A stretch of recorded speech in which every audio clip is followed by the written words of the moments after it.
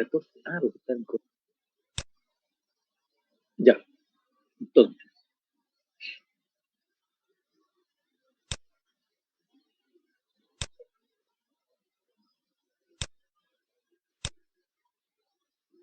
Ya, vamos a comenzar a grabar.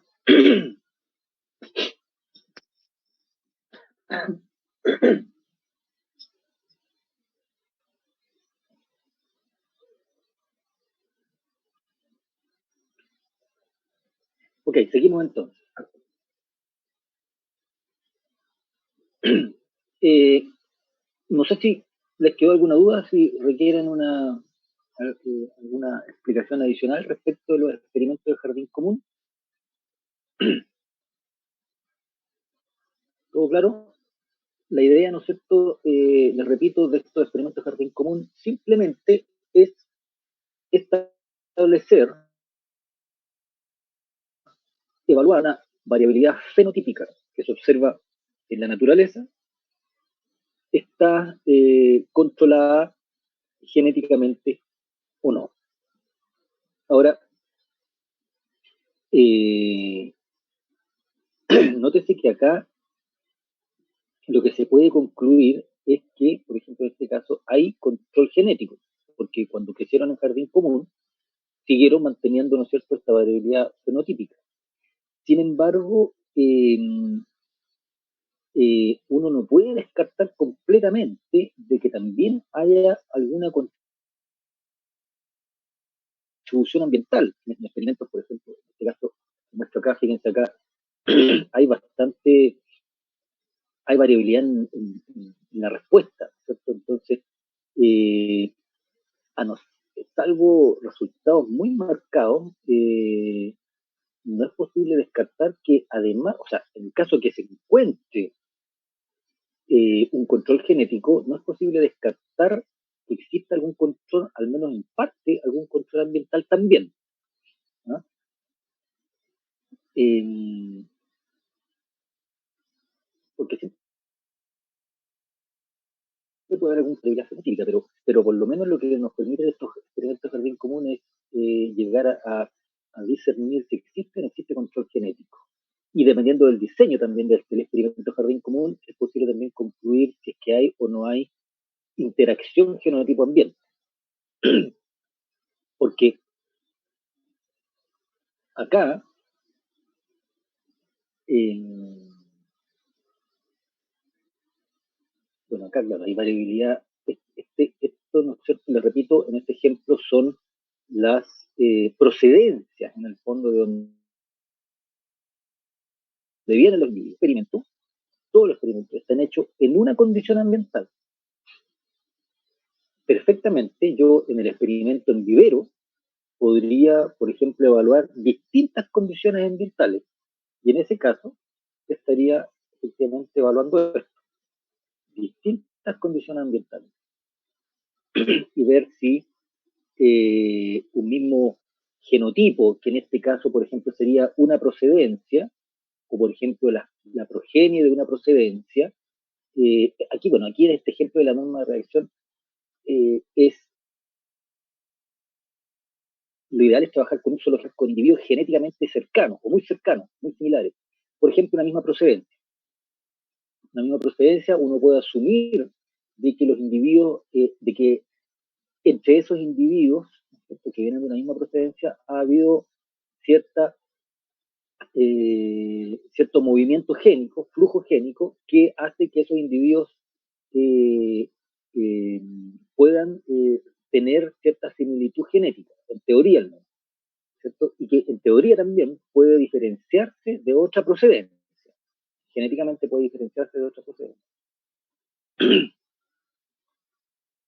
Bueno, otro ejemplo es este, que es muy similar al anterior. Lo que se muestran en todos los paneles de la izquierda eh, son observaciones en terreno, por eso dice aquí en campo, ¿cierto? Son distintas variables fisiológicas de la lenga, baja altitud y alta altitud. Entonces, por ejemplo, para esta variable, que es la conductancia estomática, lo que se evaluó, o sea, se evaluó es la conductancia estomática a individuos que estaban creciendo en el campo, en terreno, en baja altitud, y a otros individuos que estaban creciendo en alta altitud. O sea, aquí estamos observando variabilidad fenotípica importante que está asociada a estas distintas condiciones ambientales altitudinales. Entonces, lo que se hizo fue llevar individuos, en este caso fueron plántulas también, que estaban recién germinadas en sectores de baja altitud, y plántulas que recién habían germinado en sectores de alta altitud. Se hicieron crecer ahora en un jardín común, bajo una condición ambiental, y aquí se evaluó las que venían de la procedencia baja y las que venían de la procedencia alta, de alta altitud, ¿no es cierto? Fíjense que ahora ya no se observan estas diferencias. Estas que se observaban en terreno, ahora en una misma condición ambiental ya no ocurren. ¿Qué quiere decir? Que toda esta variabilidad ambientalmente, en el fondo que no hay control genético. Aquí, con este otro carácter, pasa algo parecido. Hay una variabilidad importante en terreno, pero en vivero, en jardín común, ya no existe esta variabilidad. Entonces, este tipo de protocolos, de experimentos, ¿no es cierto?, de jardín común, son súper útiles para evaluar esto. El efecto de las procedencias, ¿no es cierto?, el efecto de la... bueno, finalmente son todas procedencias, ¿no es cierto?, en determinados caracteres fenotípicos. O a veces también puede ser importante incluso en caracteres fenotípicos mismos, por ejemplo, con las tasas de crecimiento, con productivo, con la respuesta reproductiva. También pueden ser otro tipo de variables fenotípicas que uno puede evaluar si están o no están determinadas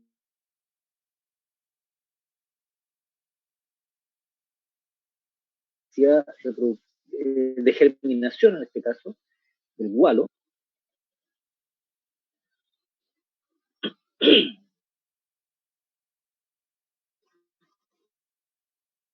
¿Aló?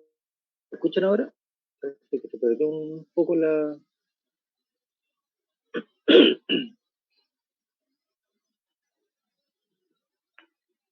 ¿Me escuchan?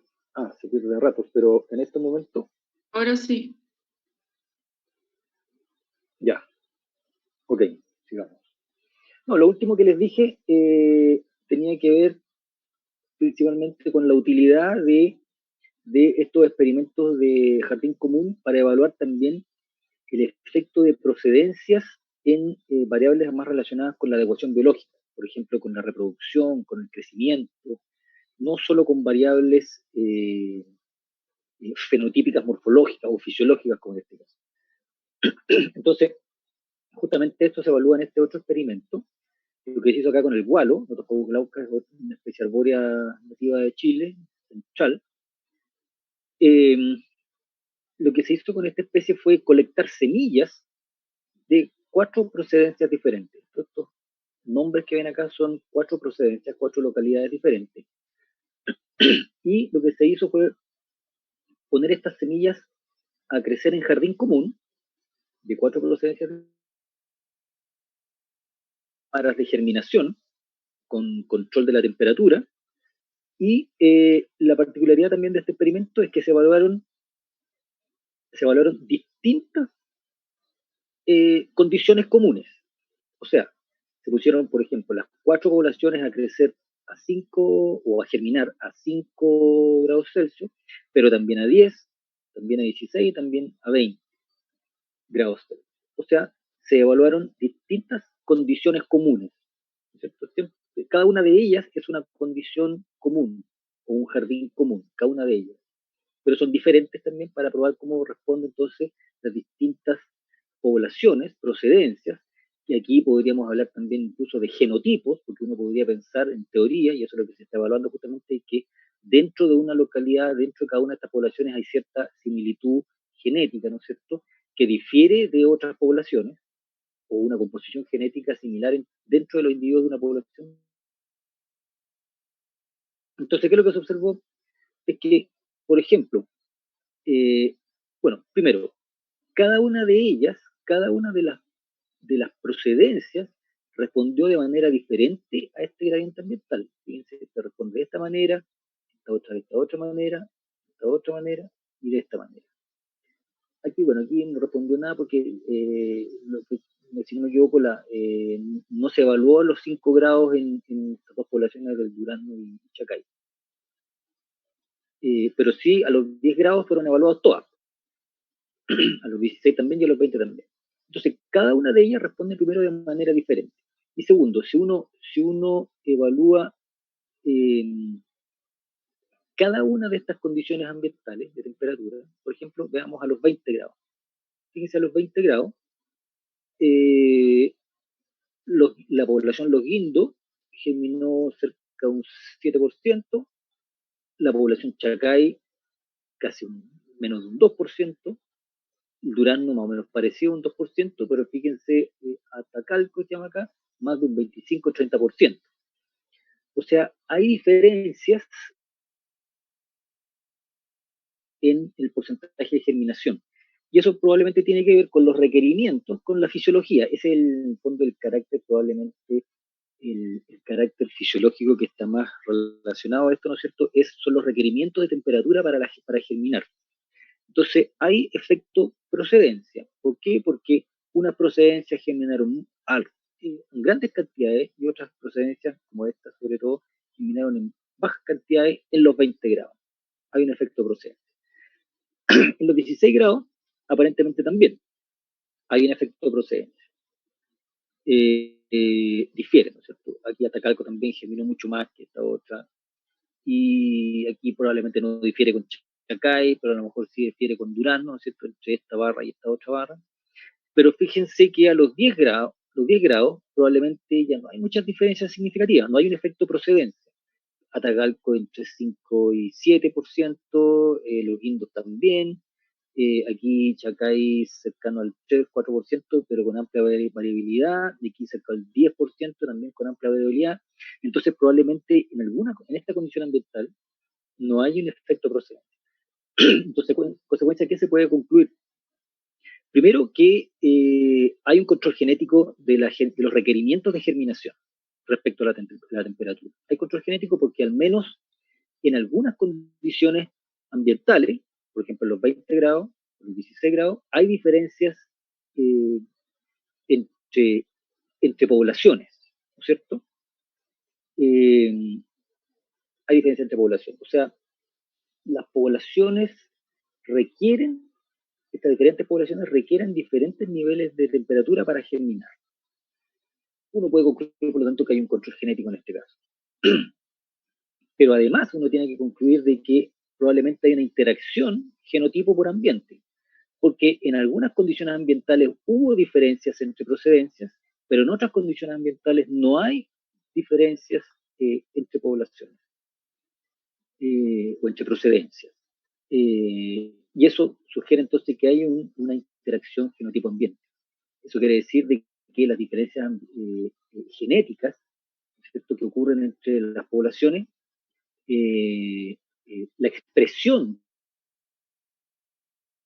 de germinación dependen de, la, dependen de las condiciones ambientales.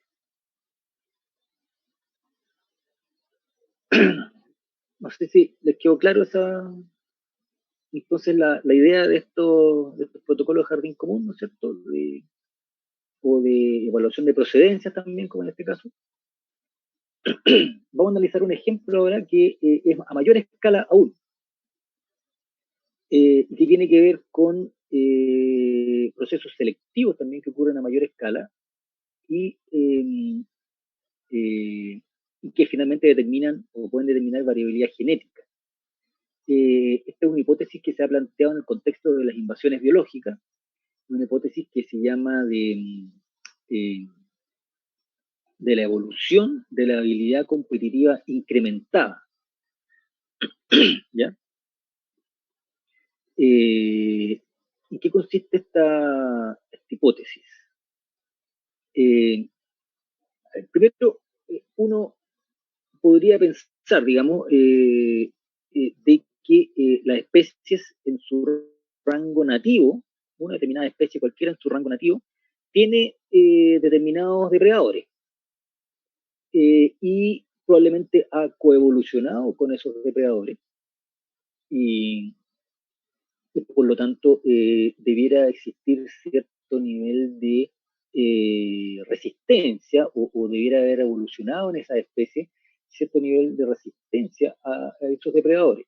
Adaptaciones, por ejemplo, morfológicas para evitar la depredación, o adaptaciones químicas, por ejemplo, emitiendo compuestos químicos, ¿no es cierto?, que hagan que cualquier organismo que se coma a esa especie va a aprender que a lo mejor no era tan bueno comerla por los elementos químicos que poseen, ¿no es cierto?, en su materia orgánica. Por ejemplo, pensemos en una planta a lo mejor que se evolucionó, ¿no es cierto?, compuestos químicos para defenderse de herbívoros.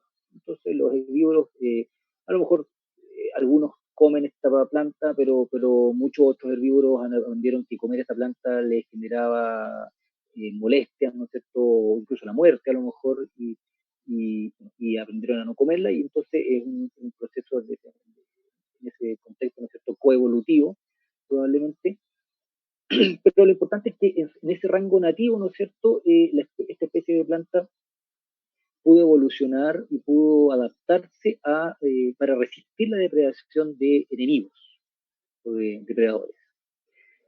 Ahora, ¿qué pasa cuando esa especie de planta, por ejemplo, invade otros continentes, y supongamos que obviamente logra crecer y reproducirse porque están las condiciones abióticas apropiadas, ¿no es cierto? Es muy posible que en esos países nuevos, en ese rango exótico, ¿no es cierto?, no hayan depredadores, o al menos los depredadores que hayan no estén adaptados o no hayan aprendido a comerse esa especie de planta, porque es una especie de planta nueva, los depredadores nunca se la habían comido, nunca habían experimentado, ¿no es cierto?, comerse esa especie de planta, y bueno, y la especie de planta en el fondo se libera de esos depredadores. Eh, o se libera, más de los depredadores, se libera de la depredación, porque en el fondo no hay depredadores. Eh, Ahora, en ese contexto, hay muchas eh, respuestas de las plantas o de otros organismos, respuestas a la depredación que implican una asignación importante de recursos, porque para producir esos compuestos químicos se requiere asignar recursos. Tiene que, una buena cantidad de esos recursos tiene que asignarlos a la producción de esos compuestos químicos.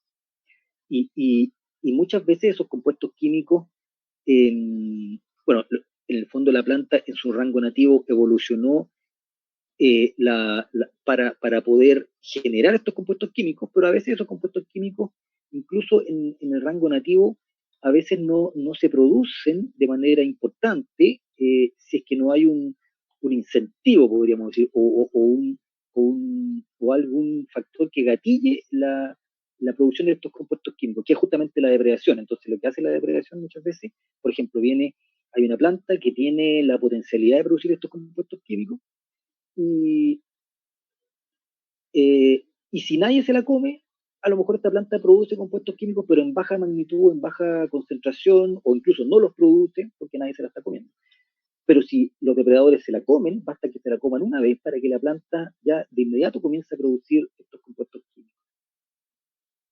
Eh, entonces, ¿qué es lo que pasa? Que en el rango exótico, esta especie, como no tiene depredadores, no hay estos individuos que están creciendo en el rango exótico, nadie ha gatillado que se produzcan, que esta especie de planta produzca estos compuestos químicos, porque nadie se la está comiendo, ¿no es cierto? Nadie, por ejemplo, ha probado las hojas o los frutos, etcétera. Entonces, esta planta no está produciendo en su máximo potencial estos compuestos químicos y todos esos recursos puede asignarlos a otra función. Como no tiene que asignar recursos para, por ejemplo, para crecer a mayor altura, para reproducirse más, para, para crecer, emitir mayor cantidad de hojas, etcétera. Entonces se produce un cambio en la alocación de recursos, justamente. En su rango nativo tenía que alocar muchos recursos a la producción de estos compuestos químicos, pero en su rango exótico ahora no lo necesita y tiene que, o puede alocar recursos, por ejemplo, a crecer más rápido, a producir más biomasa de raíces, por ejemplo, etcétera. Entonces, esto es lo que muestran estos gráficos. Este gráfico de arriba lo que muestra es una primera parte de esta hipótesis, es que la resistencia a la depredación, ¿no es cierto?, es mucho mayor en el rango nativo que en el rango exótico.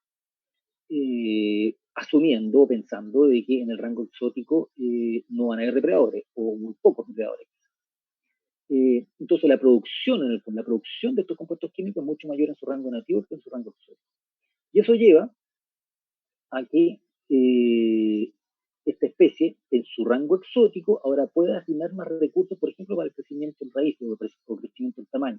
En el fondo, puede asignar más recursos a su adecuación biológica y de esa manera competir mejor, de mejor manera, con otras plantas competidoras, por ejemplo. Entonces, eso es lo que se denomina la evolución de la habilidad competitiva incrementada. Estas especies logran evolucionar o al menos cambiar su alocación de recursos hacia mejorar su habilidad competitiva. Ahora, cuando los niveles de producción de estos compuestos químicos están genéticamente, lo que pasa es que esto mismo puede ocurrir, pero digamos quizás en distintas generaciones. En su rango nativo, habían individuos que tenían ese potencial de producir estos compuestos químicos y bueno, con esa alocaban recursos a eso y de esa manera resistían los depredadores. Pero en el rango exótico ahora, donde ya no hay depredadores, es posible que los individuos, fíjense, los individuos que mutaron hacia la ausencia de producir estos compuestos químicos, o sea, individuos que ahora ya no pueden producir estos compuestos químicos, eh, eh, no importó porque no había nadie que se los comía, pero pudieron asignar muchos más recursos para ahora para la competencia con otros competidores, ¿no? O en general para la adecuación biológica, por ejemplo, a producir más semillas, o crecer más en altura. Y ahora puede desempeñarse mejor, incluso en su rango exótico que en su rango nativo, producto de que han evolucionado. Se seleccionaron individuos, en el fondo, y ya no necesitan producir estos compuestos químicos y que en cambio sí pueden competir mejor contra otros competidores. Hay ejemplos también en animales, por ejemplo, por ejemplo, ¿vale? Hay animales que se llevaron a Norteamérica, que ahora crecen en tamaños muchísimo mayores que lo que crecen en su rango nativo. Hay algunos ejemplos respecto a esto. Aquí les voy a mostrar un ejemplo en una especie de planta, este es el Hipericum perforatum, una planta invasora en muchos lugares del mundo. En Chile también está presente, es la hierba de San Juan. Lo que se hizo acá, primero, las gráficas bueno, este experimento se hizo se hizo en un jardín común también. De aquí justamente la utilidad de estos jardines, de este protocolo de jardín común para evaluar esto. Lo que se hizo fue colectar individuos de distintas poblaciones. Cada una de estas barras son poblaciones diferentes. Cada una de estas barras negras o barras azuladas son poblaciones diferentes. Las barras negras son semillas que provienen de poblaciones nativas e individuos, por lo tanto, que crecieron de esas semillas, que se sembraron en un jardín pero que tienen un origen nativo. Esta es su procedencia nativa, y estos otros individuos provienen de semillas que se colectaron en su rango no nativo, en su rango exótico, ¿no es cierto? Entonces, ¿qué es lo que se evalúa acá? Es justamente la concentración de un compuesto químico que ayuda a esta especie a evitar la depredación. Aquí lo que se muestra justamente son las medias, los promedios entre poblaciones nativas y poblaciones que vienen del rango exótico, entre las dos proceden. Y lo que se observa es que efectivamente, las, creciendo bajo un jardín común, incluso sin depredación, eh, las poblaciones que vienen, o los individuos que vienen de poblaciones nativas, producen más compuestos químicos que los que vienen de las poblaciones exóticas. Es decir, hay ya las poblaciones exóticas, en el fondo, ya se han sido seleccionadas esas poblaciones o esos individuos para producir menos compuestos químicos. Y de esa manera, otras funciones, por ejemplo, en reproducción o en crecimiento. Pero esto es importante, ¿no es cierto?, para, en primera instancia, demostrar que ocurre que hay varias diferencias genéticas entre las dos procedencias. Bueno, esto es lo mismo con otro tipo de, ¿cómo se llama? Otro compuesto químico, se llama hipericida, se llama hipericida. Esto es más o menos lo mismo, y este también. Pero este se hizo, bueno, aquí la particularidad de este estudio también es que se hizo este experimento se hizo en el rango eh, exótico, de Washington, como también en su lugar nativo, que es España. Y en ambos casos, el experimento mismo se repitió en ambos países y se observaron resultados, los mismos resultados. Mayor, un efecto de procedencia, ¿no es cierto?, indicando que hay mayor producción de estos compuestos químicos en las poblaciones nativas, apoyando, ¿no es cierto?, esta primera parte de la hipótesis, ¿no es cierto?, de que efectivamente en el rango nativo hay una mayor producción de elementos químicos para defenderse de los depredadores. Ahora, lo que uno hubiera esperado acá es que, por lo tanto, en el rango nativo, ¿no es cierto?, ¿qué es lo que predice la hipótesis? En el rango nativo, esta especie debiera reproducirse menos que en su rango exótico o irle mejor en su rango exótico que en su rango nativo. Va. Y que es justamente lo que se observa, ¿no es cierto?, en estos casos, ¿no es cierto?, en que yo no le estoy mostrando estos resultados, pero efectivamente esta especie, el Hipericum perforatum, en general es invasora justamente en el rango exótico, es invasora, y si llegó a ser invasora es porque logró competir bastante bien con otras especies, ¿no es cierto?, y llegar a ser invasora. En cambio, en su rango nativo, esta especie es poco abundante, no llega a tener altas abundancias en ninguna de las poblaciones donde está presente. Es decir, le va mejor en su rango exótico que en su rango nativo, es lo que dice la hipótesis. Esa es la hipótesis de Leica, entonces, bien importante en el contexto de las invasiones biológicas. No sé si tienen dudas hasta el momento, consultas. Vamos a un poco a cambiar de tema en el mismo contexto de ecología evolutiva. Vamos a analizar ahora este otro tipo de variabilidad.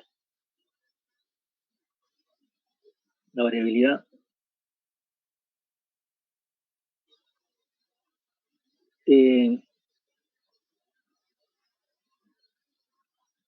llegando al final de la clase. Sí, pues, pero partimos también después del comienzo de la clase. Así que yo creo que por lo menos vamos a estar hasta las 5:20 acá. No sé si tienen tienen más clases ahora o no. ¿Alguien tiene clases ahora?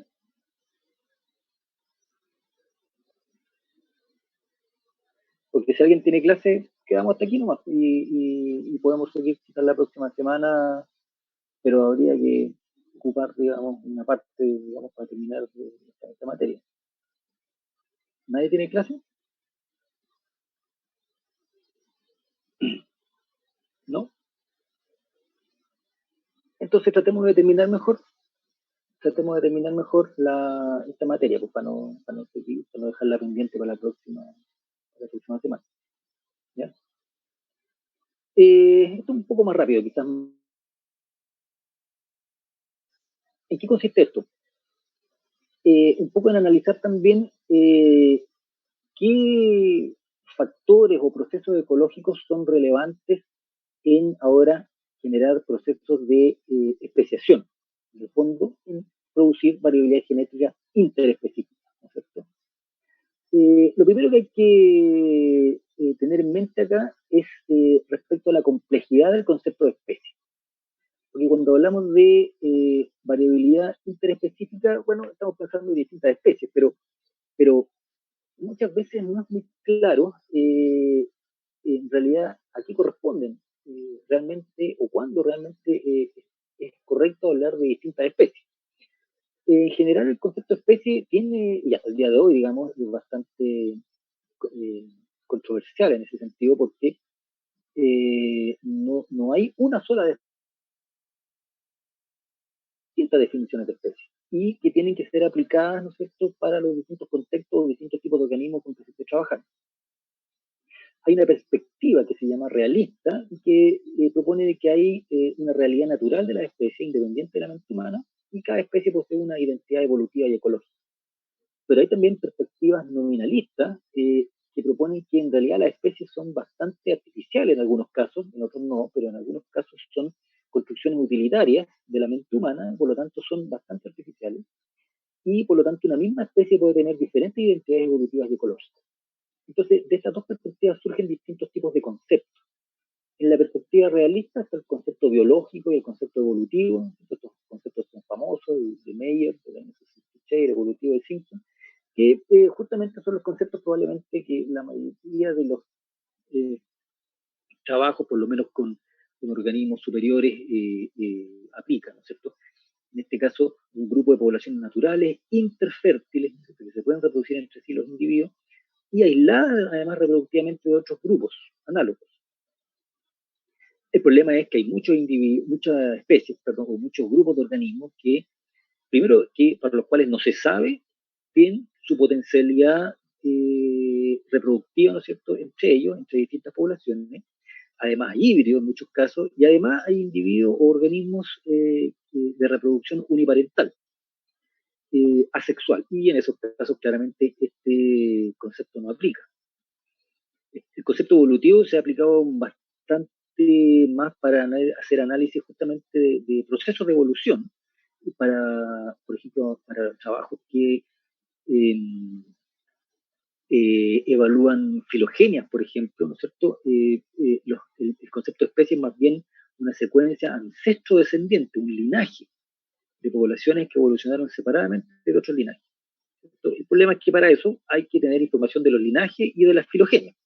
No, entonces hay problemas para aplicar este concepto cuando no hay mucha información sobre la ascendencia, ¿no es cierto?, entre especies o entre poblaciones más bien. Y también está la perspectiva nominalista. En realidad todos estos conceptos son muy relacionados y todos se refieren principalmente a que las especies, en realidad como son más bien artificiales, en realidad vale la pena diferenciarlas especialmente por atributos morfológicos o también químicos, fisiológicos, que cuantitativamente permitan entonces generar o observar diferencias entre poblaciones. Concepto morfológico, por ejemplo, simplemente grupos de individuos, poblaciones morfológicamente similares. El problema es que en muchos casos hay convergencia morfológica. Vamos a analizar eso en un ratito más. El concepto genético, morfológico, químico, fisiológico, ¿no es cierto? Y el problema aquí también es qué nivel de similitud o de diferencia genética o fenotípica tiene que, o es suficiente para que dos poblaciones o dos conjuntos de individuos sean considerados especies diferentes. Un 80% de similitud, 70% de similitud, 20% de similitud, 30%, etc. Entonces no hay, a pesar de que se puede cuantificar muy bien las, los niveles de similitud genética entre dos poblaciones, por ejemplo, para poder concluir si estas dos poblaciones son dos especies diferentes, qué nivel de similitud tienen que tener, cuántos aceptados. Eso es absolutamente subjetivo. y por lo tanto estos conceptos, a pesar de que pueden cuantificarse bien, ¿no es cierto? No son aplicables muy aplicables sin que haya alguna cuota de subjetividad. Después está el concepto paleontológico, que tiene que ver principalmente con conceptos de especies ya para elementos fósiles, diría yo. Son, ¿cierto?, serie cronológica de un linaje cuyos límites son arbitrarios, reconocen que son arbitrarios, principalmente morfológicos, porque es lo que se aplica en general para diferenciar especies en el registro fósil principalmente. Entonces, de aquí surge, ¿no es cierto?, cuando se quieren estudiar estos procesos evolutivos, sobre todo interespecíficos, surge la necesidad eh, de describir, de mostrar en el fondo la variabilidad o la similitud en el fondo genética y por lo tanto evolutiva entre distintas poblaciones y especies. Entonces, por ejemplo, si yo quiero evaluar si distintas poblaciones corresponden a distintas especies o una misma especie, de manera generar una filogenia de esas poblaciones. Y lo mismo si quiero entender, ¿no es cierto?, el proceso de evolución y de especiación de algunas especies, yo puedo también generar la filogenia de esas especies y examinar ahí en esa filogenia qué eventos geológicos, climáticos, por ejemplo, etcétera, han generado esas distintas especies. Y me preguntan si la subespecie pasaría a ser una categoría aparte. Bueno, está en este mismo sentido, en el fondo. Las subespecies, en el fondo, son poblaciones diferentes de una misma especie. Incluso muchas de las subespecies que están categorizadas, incluso taxonómicamente, en varias especies, ¿no es cierto? Incluso perfectamente esas subespecies podrían ser en algunos casos especies verdaderas, en el sentido de que ya no se reproducen entre ellas, existen diferencias morfológicas entre ellas, ¿no es cierto? Tienen su identidad ecológica y evolutiva. Esa categoría en el fondo de subespecie es una categoría, primero que nada, taxonómica, y por lo tanto es antropogénica. Está generada antrópicamente. Y la verdad, digamos, lo real es que son distintas poblaciones separadas a lo mejor geográficamente, y habría que estudiar si realmente corresponden o no corresponden a especies diferentes o no. Entonces, en todo este esquema surge la sistemática filogenética. En el fondo consiste en organizar las especies o las unidades taxonómicas que se estén evaluando, o las poblaciones que se estén evaluando a veces, eh, en un esquema, ¿no es cierto?, que muestre sus relaciones evolutivas. ¿Ah? Esa es la idea de la sistemática filogenética, mostrar las relaciones evolutivas entre los taxos. De ahí surge también la sistemática filogenética. Y que me pregunto si no, el hecho de que no se puedan reproducir habla que ya están muy diferenciados genéticamente. A ver, si no se pueden reproducir, incluso generando una reproducción manual, eh, bueno, es porque son especies diferentes. Ahora, esto se podría evaluar en estas especies, como el pudú, ¿no es cierto?, u otros vertebrados, quizás, o plantas también, pero en otras especies no se puede evaluar. Bueno, lo que pasa es que, claro, bueno, justamente, o sea, en estos proyectos de reproducción ex situ, ¿no es cierto? En estos proyectos, en el fondo, lo que se está haciendo es generar la reproducción entre poblaciones, a eso te refieres, ¿no es cierto? Eh, y si no se pueden reproducir entre poblaciones, por alguna razón en el fondo, bueno, puede ser ahí incluso morfológicas, pero principalmente químicas o bioquímicas y genéticas finalmente. Bueno, Eso quiere decir de que esas poblaciones ya están lo suficientemente diferenciadas como para ser consideradas especies diferentes. Entonces ahí tienen que esa, esos son, en el fondo, análisis o preguntas y estudios incluso diferentes, porque un estudio puede simplemente decir o concluir, bueno, estas especies ya no se pueden reproducir, o estas poblaciones ya no se pueden reproducir entre sí, pero después tienen que venir los taxónomos y proponer efectivamente una nueva taxonomía, y esta nueva taxonomía debiera incluir o debiera considerar de que esas subespecies en realidad corresponden a especies diferentes. ¿No? Y eso ya es una discusión más bien taxonómica, de cómo se ordenan, ¿no? O cómo se clasifican taxonómicamente esas poblaciones que están separadas geográficamente. Eh, y si está demostrado de que no se pueden reproducir entre sí, entonces eh, claramente sugiere eso de que la taxonomía debiera actualizarse, y que debieran ser consideradas especies diferentes. Eso. Ahora, aquí entonces surge entonces la sistemática filogenética que permite entonces eh, observar, describir las relaciones evolutivas entre las especies. Aquí surgen, ¿no es cierto?, los conceptos de taxas monofiléticos, polifiléticos, ¿no es cierto?, que se refieren a situaciones en que por ejemplo, poblaciones o especies que habían sido clasificadas como especies diferentes y a lo mejor en un género, en este estas dos especies, supongamos las especies de los puntitos negros, ¿no es cierto? Y estas dos son consideradas un género y estas otras dos son consideradas otro género.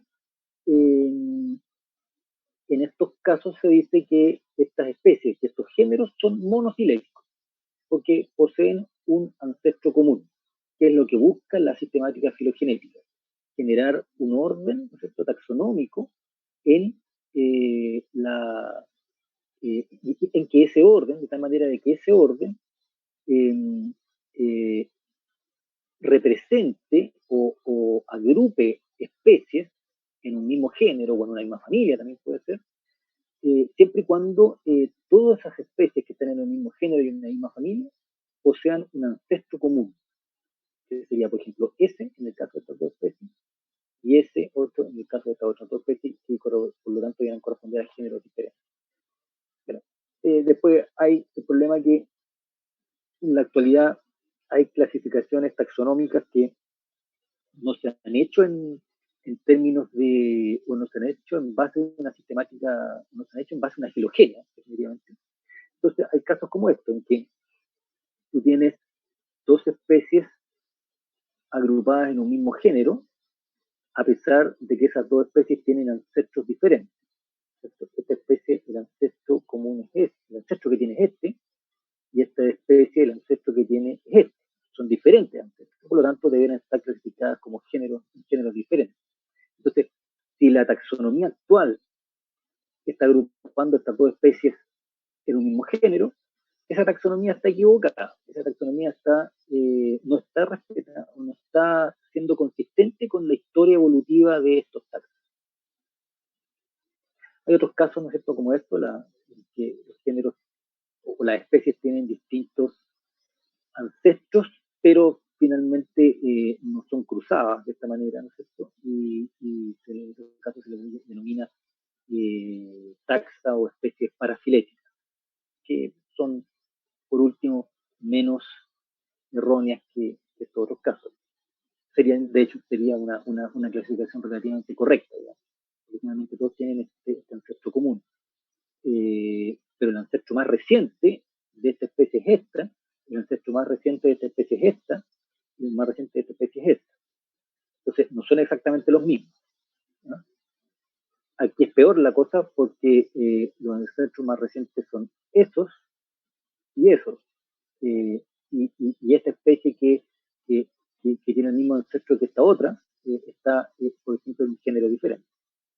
Bueno, pero esos son detalles, ¿no es cierto?, de la taxonomía, si están bien o no están bien clasificadas taxonómicamente. Lo importante es esto, la filogenia, ¿no es cierto? Estos son los diagramas filogenéticos que permiten entender, ¿no es cierto?, cómo han sido los procesos evolutivos, ¿no es cierto?, de especies ancestrales, ¿no es cierto?, que en algún momento hubo un proceso o algún evento que generó una diferenciación poblacional acá.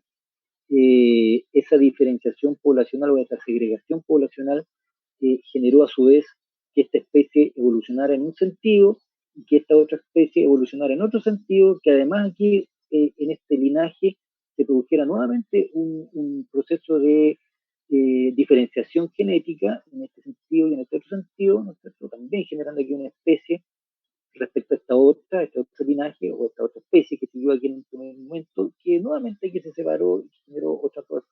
Entonces uno puede estudiar, por ejemplo, o asociar esto, que es justamente por ejemplo, lo que en algún momento se discutió en la discusión del paper que leyeron ustedes de los Fristrix, cómo estas filogenias permiten también conocer en qué momento estas especies llegan a ser parasitadas, ¿no es cierto? O si incluso los parásitos pudieron generar de alguna manera procesos de especiación. Los procesos de especiación ahora siempre tienen que darse producto de algún nivel de aislamiento. ¿Ya? Tenemos una población ancestral que por alguna razón se subdividió en grupos de individuos diferentes. Incluso este aislamiento puede ser dentro de una población. Es decir, en que algunos individuos puedan seguirse reproduciendo entre sí y otros individuos puedan seguirse reproduciendo entre sí, pero no entre ellos.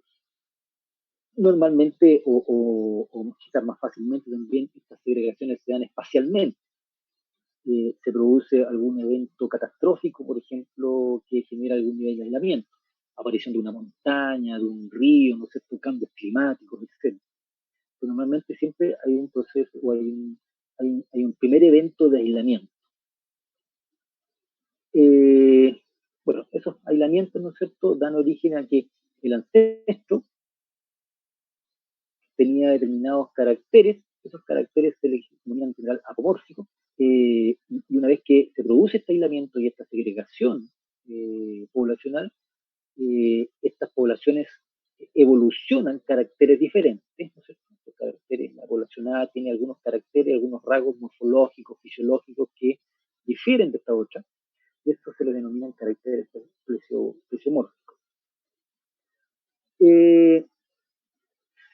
Se pueden diferenciar dos tipos de especiación alopátrica y especiación simpátrica. La especiación alopátrica es cuando ocurren barreras de tipo ecológicas, generalmente también geográficas, lo que les mencionaba, aparición de ríos, etcétera, que generan barreras físicas en el fondo para el intercambio génico, para el flujo génico entre dos poblaciones, una población ancestral, ¿no es cierto?, inicial, se produce esta barrera, quedan dos poblaciones separadas entre sí, que evolucionan, aquí se producen mutaciones se dispersan en el fondo entre los individuos de esta población, de este sector, pero no hacia el otro sector, y aquí igual se van produciendo mutaciones, ¿no es cierto?, y por lo tanto cambios genéticos, cambios fenotípicos que se distribuyen entre los individuos que están en este sector, pero no se van para este otro sector, para esta otra población. Entonces, siguen caminos evolutivos diferentes hasta llegar a tal nivel de diferenciación que pueden ser consideradas especies diferentes, incluso o principalmente llegan a tal nivel de diferenciación que ya no se pueden reproducir entre ellos. Tienes, por ejemplo, el ejemplo que tú das, ¿no es cierto?, de los pudú entre Chile continental y Chiloé, ¿no es cierto? Ahí perfectamente puede haber ocurrido algo parecido. Quedaron aisladas esas poblaciones después del calentamiento que hubo después de la última glaciación, ¿no es cierto?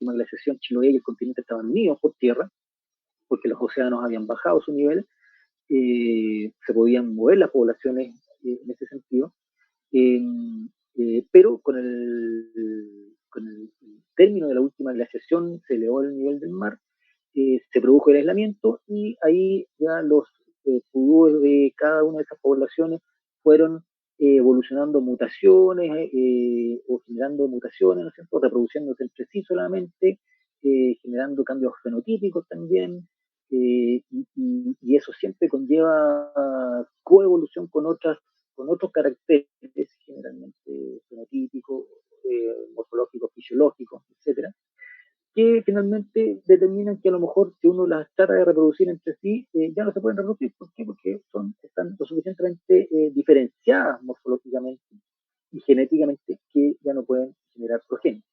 Ahora, en algunos casos puede ocurrir esto, que la barrera desaparezca por alguna razón y las especies pueden dispersarse de un lado para el otro,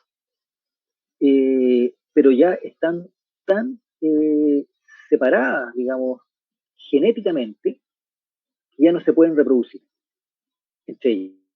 Es decir, ya hay un aislamiento reproductivo. Y bueno, es lo que ocurre con todas las especies que ahora, por ejemplo, son de un mismo género, que eh, están cohabitando incluso en los mismos hábitats.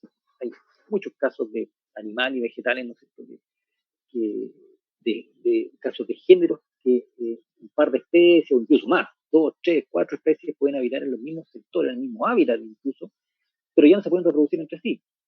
¿Por qué? Porque en algún momento se aislaron, sufrieron un aislamiento, especiaron, ¿no es cierto? Se produjo la especiación, se diferenciaron a tal nivel de que ya están aisladas reproductivamente, ya no se pueden reproducir entre sí.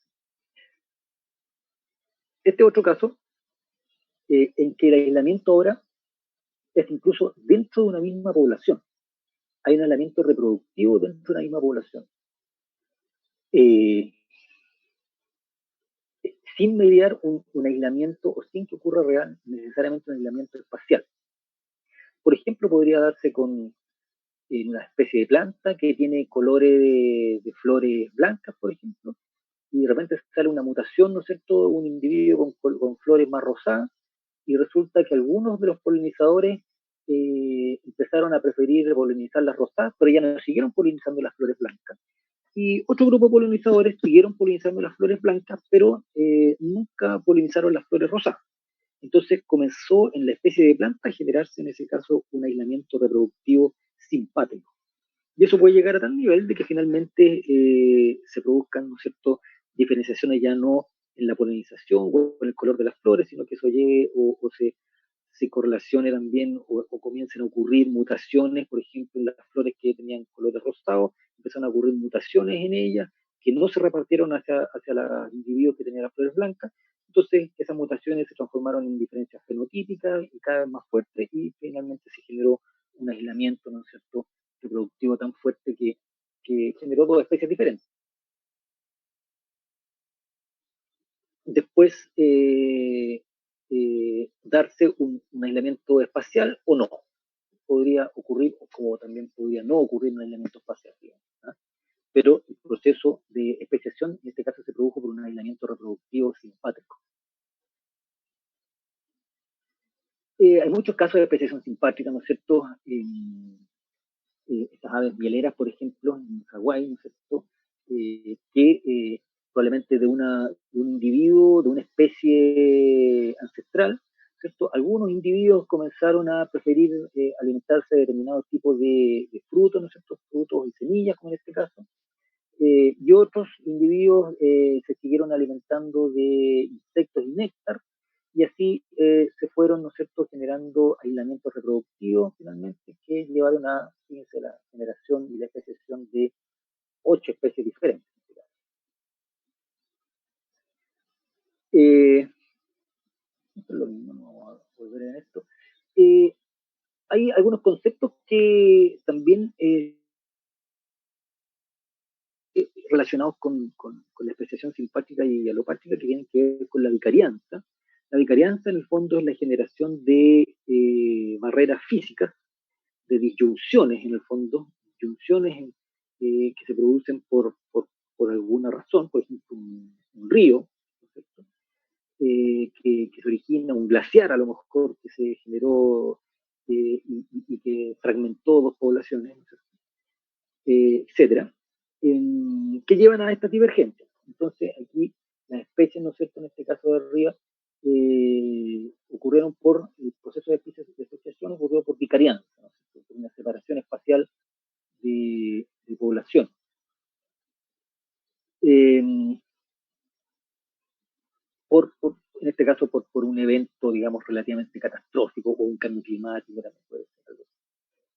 Hay otros, perdón, ¿sí?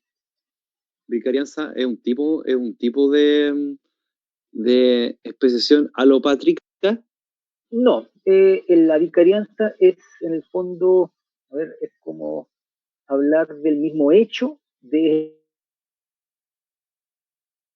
lo que pasa es que la vicarianza se ocupa en distintos contextos, no necesariamente de especiación. La vicarianza en el fondo es separación espacial. ¿Ah? Okay. Y eso tiene que ver, bueno, obviamente se usa mucho en procesos de especiación y de evolución, pero no necesariamente tiene que ver con evolución siempre. Pueden haber poblaciones diferentes que quedaron separadas por vicarianza, por eso, que siguen siendo una misma especie. Hay otro proceso que también puede ocurrir eh, puede ocurrir especiación alopátrica, y que es cuando ocurren procesos de dispersión, ¿cierto? Tenemos una población original que por alguna razón se dispersó, algunos individuos llegaron hacia algún lugar, eh, y, y, y, entonces esos individuos que llegaron a este nuevo lugar ya no se están reproduciendo con los individuos que estaban en su población original. Entonces, de esa manera, ¿no es cierto?, hubo una disyunción, ¿no? Se generó una disyunción, pero en el fondo no es por vicarianza.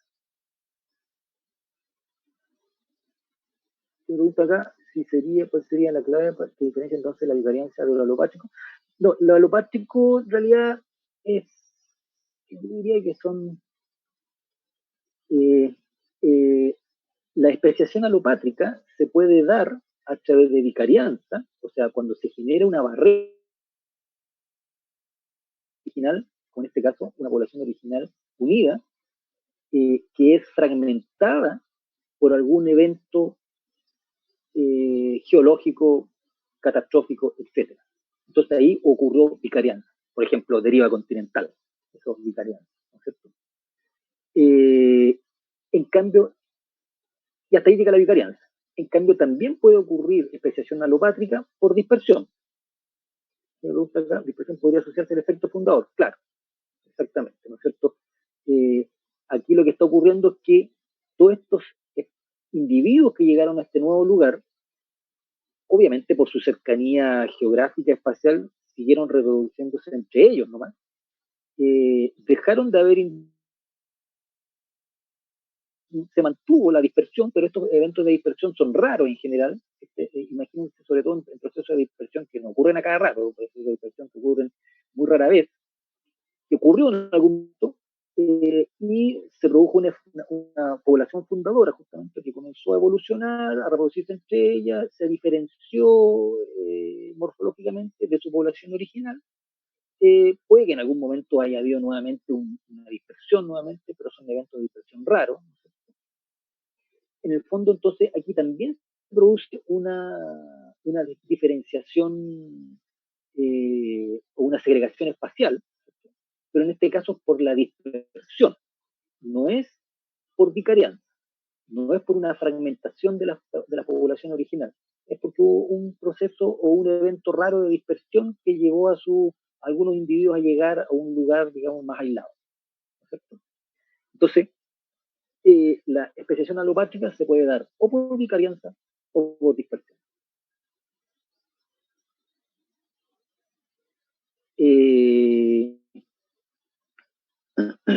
Este es otro ejemplo que son el ejemplo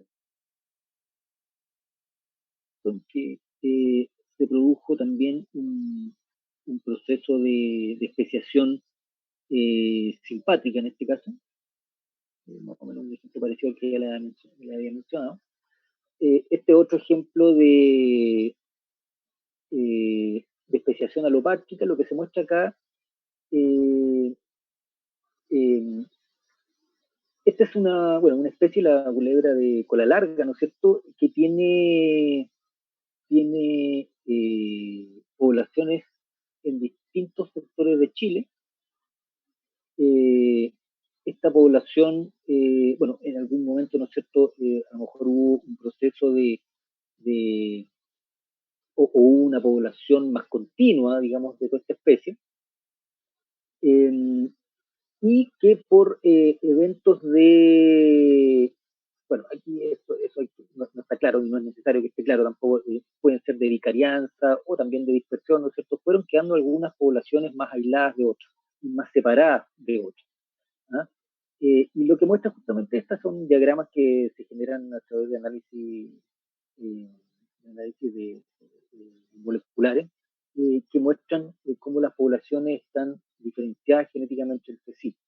Acá hay una población, ¿no es cierto?, que están de hecho con colores diferentes, que estos son distintas poblaciones o individuos, ¿no es cierto?, que tienen cierta similitud genética entre ellos, que se diferencian de otros que están acá, por ejemplo, en rojo, y también se diferencian genéticamente de otros individuos que están acá en café, y aquí también respecto de otros que están en amarillo.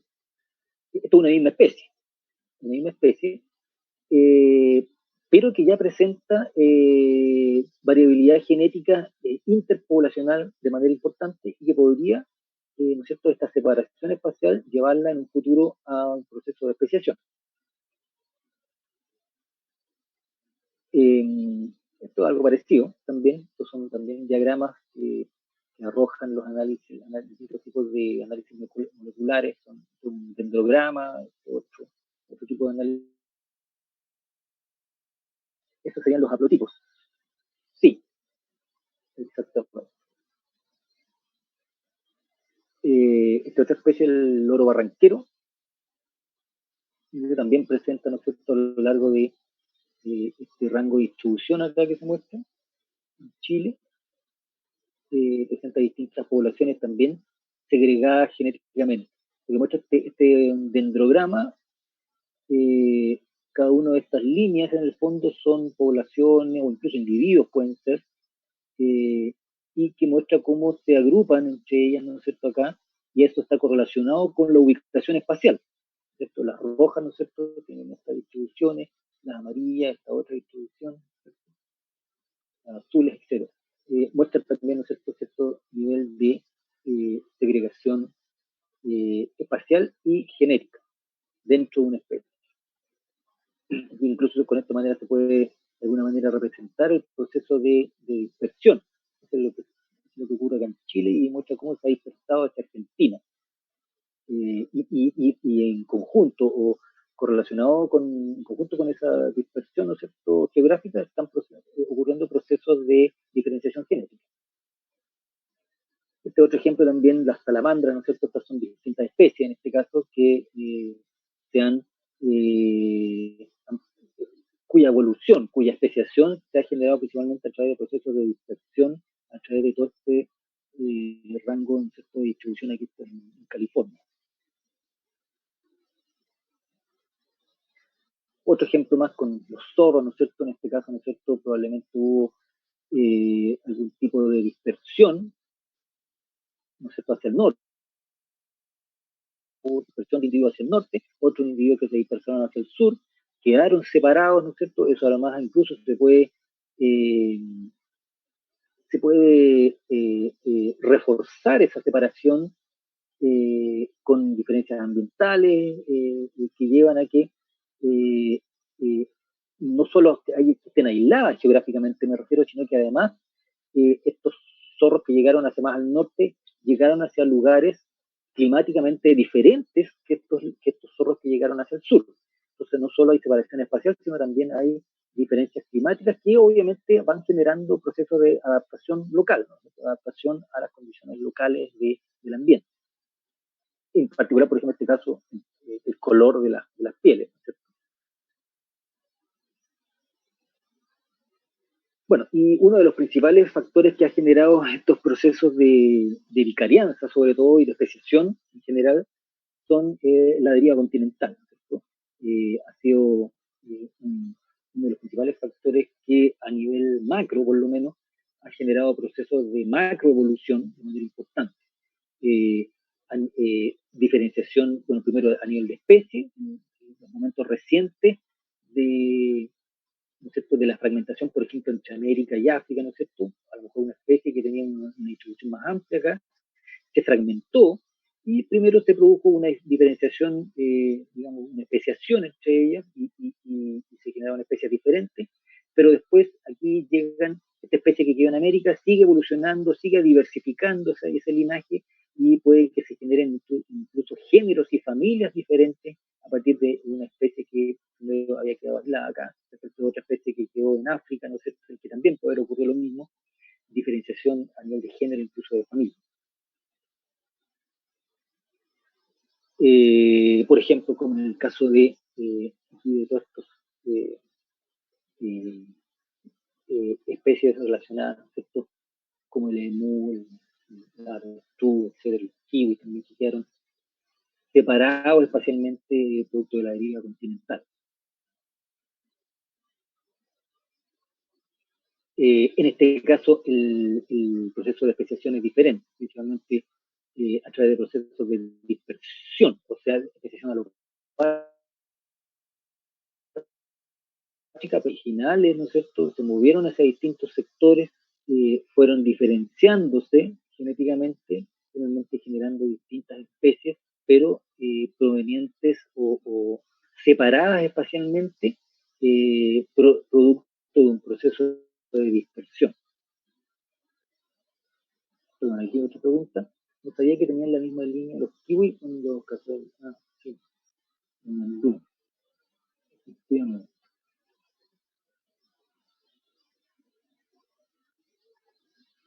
Eh, bueno, para ir terminando, algunos conceptos que, digamos, se han discutido mucho en la literatura, digamos, evolutiva en general, y en particular respecto a los procesos macroevolutivos. ¿No sé?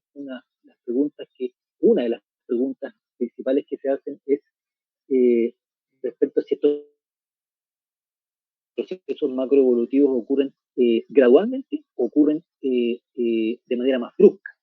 Entonces está la hipótesis del éxtasis, ¿no es cierto?, en que hay especies que se mantienen, digamos, homogéneas en el tiempo y que de repente se produce un cambio hacia el lado.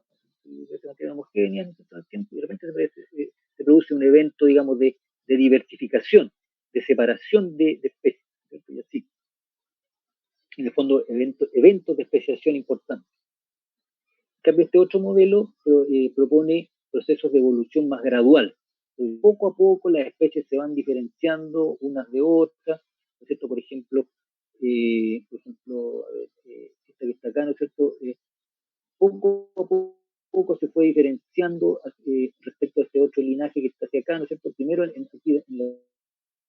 recién la intersección, ahí donde está la manito, la especie era muy parecida, y si uno avanza en el tiempo, siempre aquí el eje I, ¿no es cierto?, es el tiempo, ¿no es cierto? Si uno avanza en el tiempo, primero había una diferenciación muy, muy pequeña y poco a poco en el tiempo se fueron diferenciando morfológicamente o fenotípicamente en general, hasta generar distintas especies.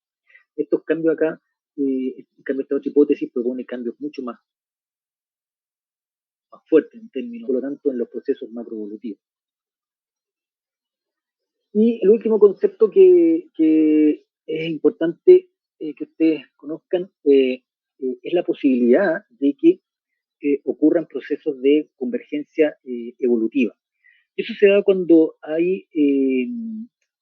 cuando ocurren eh, eh, procesos de evolución en un mismo ambiente, en una misma condición ambiental, pero desde taxas completamente diferentes, desde taxas que ya tienen diferencias genéticas importantes, o sea, especies que están, por ejemplo, en diferentes géneros, en diferentes familias, eh, órdenes incluso. Eh, ¿Qué es lo que pasa? Si especies que están en diferentes, por ejemplo, familias, llegan a estar sometidas a condiciones ambientales, climáticas, por ejemplo, iguales, es posible que esas especies, a pesar de estar en familias diferentes, lleguen a adaptarse a esas condiciones climáticas de manera muy similar. Las respuestas adaptativas, por lo tanto, son relativamente similares y por lo tanto se generan morfologías o fenotipos en general también similares. Entonces, a pesar de que especies que son filogenéticamente muy diferentes, llegan a tener morfologías relativamente similares. Aquí se muestran, ¿no es cierto?, algunos de los casos, ¿no es cierto?, de marsupiales versus los placentados, que son mamíferos en el fondo, que evolucionaron en continentes distintos, ¿no es cierto? Y por lo tanto son genéticamente o taxonómicamente completamente diferentes, eh, llegan, a, llegan a presentar, perdón, ahí se fue un poco la señal, ahí sí. Entonces, llegan a presentar en estos casos morfologías relativamente parecidas entre sí. Ustedes se fijan, bastante parecida a la morfología, a pesar de ser especies ubicadas en familias, ¿no es cierto?, completamente diferentes, porque probablemente se tuvieron que adaptar a condiciones climáticas parecidas. Eso es muy, o quizás mucho más notorio todavía en plantas. Eh, en, aquí lo que ustedes ven son grandes formaciones vegetacionales del mundo que evolucionan o que en el fondo incluso como por ejemplo esta que está acá, se clasifican bajo un mismo tipo de formación vegetacional. El chaparral, por ejemplo, la vegetación mediterránea que está aquí en Chile central, corresponde al mismo tipo de vegetación morfológica, al menos, fisionómica, que está aquí en California, que está aquí alrededor del Mediterráneo, o en el sur de Australia. En el fondo es un tipo de vegetación que, a pesar de que está compuesta por taxas completamente diferentes, se adaptaron a condiciones climáticas similares. Que hay acá en Chile central es muy similar al clima que hay en California, muy similar al clima que hay acá en el Mediterráneo, que hay acá en el sur de Australia o acá en el sur de África. Entonces se generan ese tipo eh, de, de fenómenos en que, por ejemplo, la vegetación de Chile central, que ustedes ven acá, muchas de sus especies son morfológicamente muy parecidas a las especies que habitan en el chaparral de California, porque se tuvieron que adaptar a condiciones climáticas muy parecidas en términos de tamaños de hojas, morfología de hojas, tamaño de los árboles, arquitectura de las copas, etcétera. Y eso es un proceso de convergencia evolutiva en el fondo que se genera entre taxas, ¿no es cierto?, o en taxas que, a pesar de ser diferentes filogenéticamente, o muy distanciadas filogenéticamente, se adaptan a las mismas condiciones climáticas o ambientales. El caso de abajo también lo puse porque, si bien en la sabana africana es un tipo de formación vegetacional, podríamos decir, nativa, natural de esa área, en que las especies están presentes y la morfología de estas especies eh, responde a condiciones climáticas o también de gran herbivoría que ocurren acá en la sabana africana. Y es muy similar a la sabana de Chile central, a pesar de que la sabana de Chile central es completamente artificial. ¿Artificial en qué sentido? En que en Chile originalmente no existían estas sabanas. No existían este tipo de formación vegetacional muy similar a la que hay en África Central.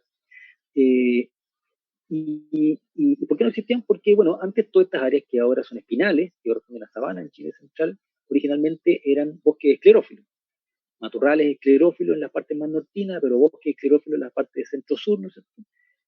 Alrededor de Santiago solo era todo bosque esclerófilo, y ahora está rodeado de estas sabanas, precisamente porque todo ese bosque esclerófilo fue eliminado, fue cortado, fue incendiado, fue talado, fue reemplazado incluso por cultivos agrícolas, que después se abandonaron y todas esas áreas fueron colonizadas por el espino. Y el espino es una especie que en Chile originalmente estaba restringido a la tercera región, que fue colonizando sectores de más al sur a medida que se iba abriendo y se iban perturbando la vegetación nativa.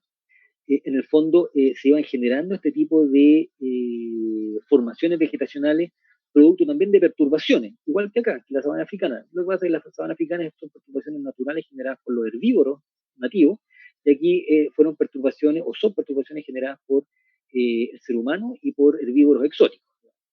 Y la especie, digamos, que ha podido ser exitosa en esas condiciones es el espino, la Acacia caben, porque tiene, digamos, atributos morfológicos que le permiten ser exitosos en estas condiciones.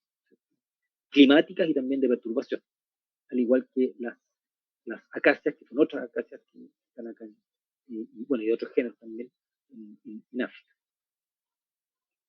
Esto es entonces más que una convergencia evolutiva, es una convergencia ecológica que se da producto de similares condiciones ambientales en general.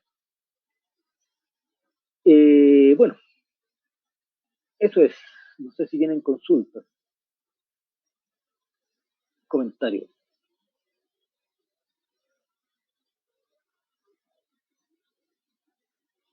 ¿Ok?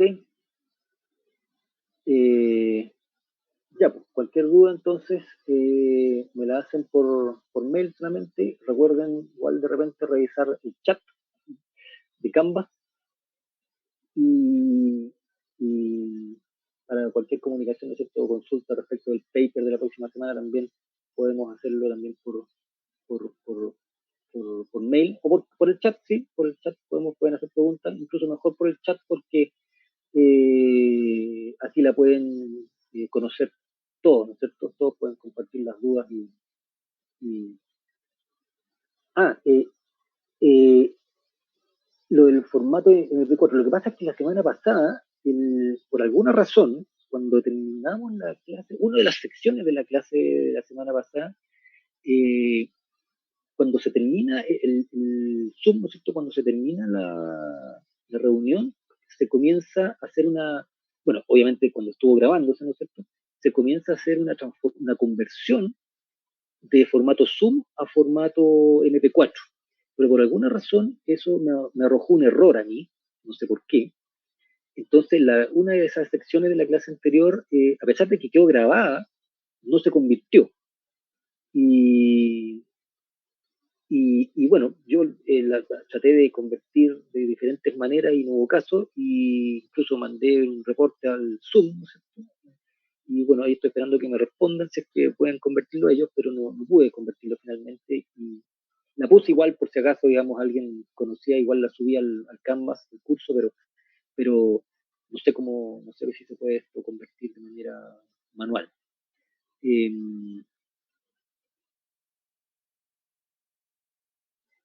Eh, Nicolás Gómez también menciona que podría ayudar, ¿no es cierto? Se puede convertir en enlaces de Google. Bueno, si puedes hacerlo, sería ideal. Ahí está la clase, están en Canvas, está la clase, pero está en otro formato. Entonces, bueno, puedes ver claramente cuál va a ser la clase que está en otro formato, como está en MP4, y ahí ver si se puede transformar, convertir. Yo, como te digo, la mandé al Zoom, a los reportes de Zoom, y para hacer preguntas en Zoom, y hasta ahora no he recibido respuestas. Vamos a ver si se puede convertir.